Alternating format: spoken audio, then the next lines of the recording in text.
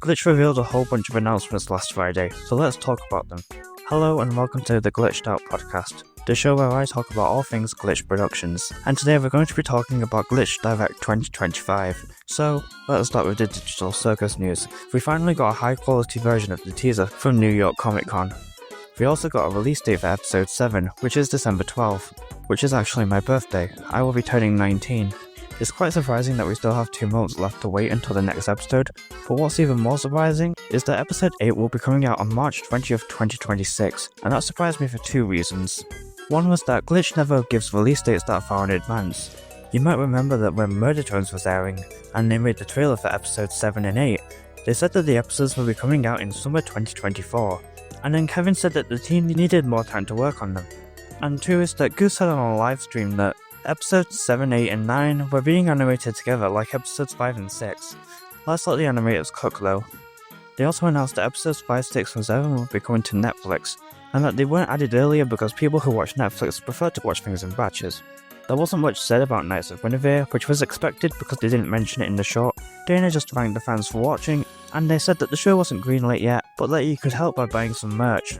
Moving on to Murder Drones, it was announced that there would be an official music video with a song composed by the Living Tombstone, who you might recognise from the Baldi's Basics fan song Basics and Behaviour, and a whole bunch of other songs as well. They also mentioned the Murder Drones graphic novel Kickstarter, which has raised over $1.3 million US, which is way more than what most people thought they would get. Moving on to the Gaslight District, and I have a lot to say here because I love that show, and it said that each character will have their own episode, similar to what Gooseworks is doing with Digital Circus. Ken falls victim to a wish from a monkey's paw.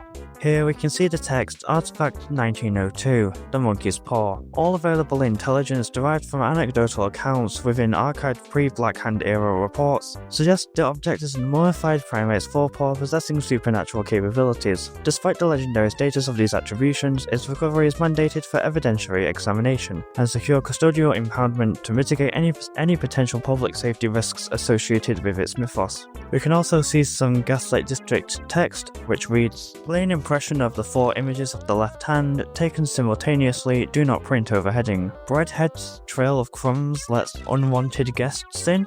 The little bugs. And the text reads, "Virtue Corpse, Bureau of Investigation. This demonic specimen was apprehended during a failed robbery. Typically, the Virtue Corpse does not concern itself with petty larceny, but an exception was made due to the evolved status of several perpetrators. Research on these evolved drones is limited, prompting an initiative to capture one live. Unfortunately, the head of the science department, Temperance, was only able to perform a biological analysis post-mortem. Shortly after processing, the bug defecated in the interrogation room and suggested that the Virtue Corpse, quote, stuff that in your life support system and smoke it, before twisting its own head backwards, killing it. Luckily, we now have a lump of excrement to send to Temperance for delamination."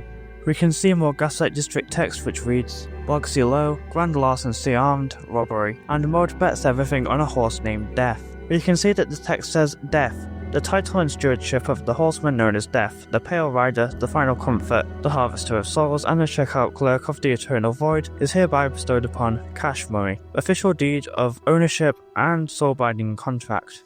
Responsibilities of the owner. The owner agrees to wield this power with a sense of grim professionalism, to never be late for an appointment, and to ensure the scales of mortality remain balanced. Virtue of patience. 10 minutes or 10,000 years, a good hunter always gets their marry. Well, patience is a virtue. Let's move on to the big announcement. Lackadaisy is now a Glitch product. Glitch will be helping with the production of Lackadaisy. So, yeah, the announcement started with a brand new song, which was amazing. The music in Lackadaisy is always amazing, so. The announcement means we'll have longer episodes, so 6 22-minute episodes instead of 5 11-minute episodes.